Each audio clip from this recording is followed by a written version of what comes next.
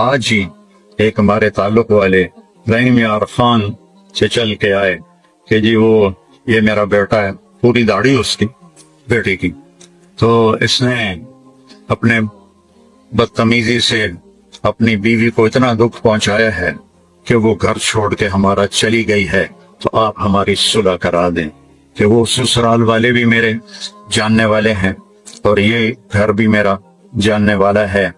तो मैंने कहा क्या बदतमीजी करता था? कहता था माँ की अहमियत बैठाता था कि मेरी माँ मेरी माँ। तो वो माँ के तो है, लेकिन बीवी का भी तो कोई हक था।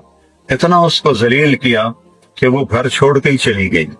तो माँ बाप का हक तुम्हारे जिम्मे है, तुम्हारी बीवी के जिम्मे नहीं है। पूरी जिम्मेदारी से कह रहा, तुम जबरदस्ती अपनी बीवी से खिदमत नहीं ले सकते अपनी माँ के लिए, अपने बाप के लिए।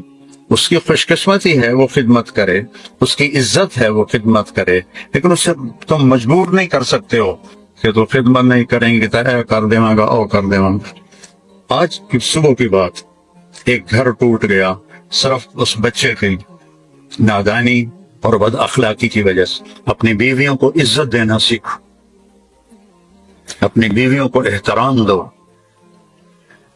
उनसे इजहार मोहब्बत करो। लोग अपनी बीवियों से इजहार मोहब्बत नहीं करते।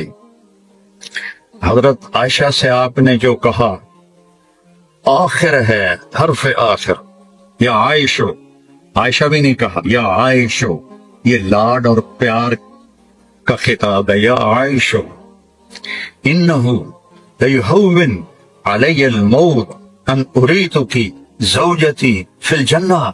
आयश, आयश, जैसे आप लाड से कोई नाम बना लेते हैं, तो आपने प्यार से ये नाम बनाया हुआ था आयश। जब से मुझे पता चला है तू जन्नत में मेरी बीवी है, मेरे लिए तो मौत बड़ी आसान हो गई है। ये इजहार था। जिसने अल्लाह को देखा हो उसके लिए भला उसके बाद कोई चीज ऐसी है जो मौत को पुरकशिश बनाए। हम तो अल्लाह को देखा हुआ है। ये हमें सिखाने के लिए और घर की जिंदगी बताने के लिए क्या जुमला है। सोने के पानी से भी लिखो तो उसकी कीमत अदा नहीं हो सकती। मुझे तो मरना ही आसान हो गया है जब से पता चला है तो जन्नत में मेरी बीवी है। तो इजहार मोहब्बत करो अपनी बीवियों से। कोई अच्छे कपड़े पहने, तारीफ करो, बहुत अच्छी लग रही हो। खाना पका के लाए, माशाल्लाह तो बहुत बढ़िया खाना बनाया है। हकीम डॉक्टर अब्दुल हई साहब हज़रत थानवी के खलीफा एक मुरीद के घर खाना खाने गए।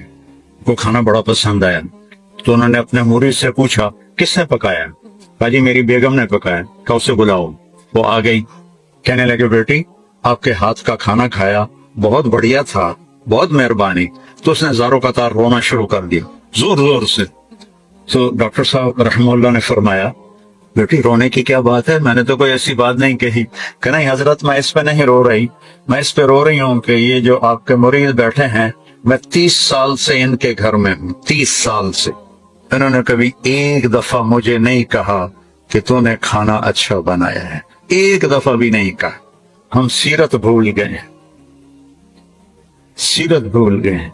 फिर ये जो हमारी जॉइंट फैमिली है सिस्टम, ये पहले बहुत अच्छा था जब इज्जत एहतराम का सबका अपने अपनी जगह पे था।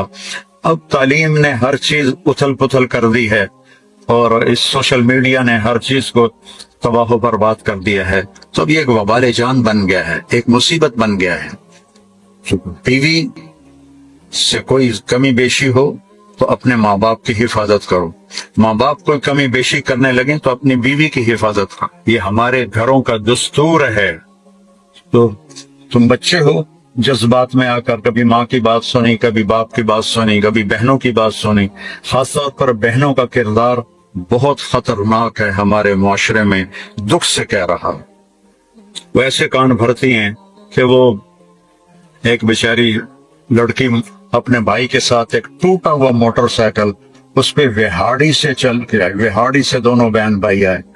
कहा जी आपसे बात करनी है, मेरा खामिंद है, उसकी बहनें मेरी शिकायतें लगाती हैं और वो मेरी पिटाई शुरू कर देता है। मुझसे पूछता ही नहीं है कि बात क्या है, मुझे मारना शुरू कर देता है। आपके बयान बड़े सुनता है, آپ اس کو سمجھا دیں تھوڑا.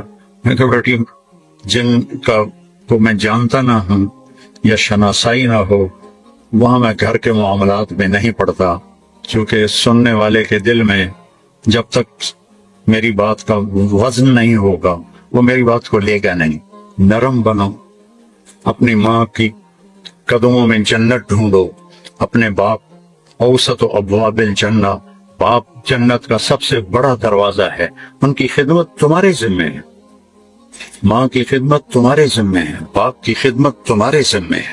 اس لیے فقہاء نے لکھا ہے کہ خامند کے ذمہ ہے اپنی بیوی کو الگ گھر کا مطالبہ کرے تو الگ گھر لے کر دے، نہیں لے سکتا تو گھر کا ایک پورشن اس کے لیے الگ کرے. یہ بھی نہیں کر سکتا تو ایک کمرہ، ایک ٹوائلٹ، ایک کچن، یہ اس آنے والی بچی کا حق کے فرض ہے. اگر یہ بھی نہیں کر سکتا تسبیح پڑھ کے اللہ ہو کرے تو روزے رکھے، کسی کی بیٹی کو برباد نہ کرے، اپنے آپ کو نمایاں کرو. میرے نبی جہاد کے سفر میں ہیں، جہاد کے سفر میں ہیں، اور جب سفر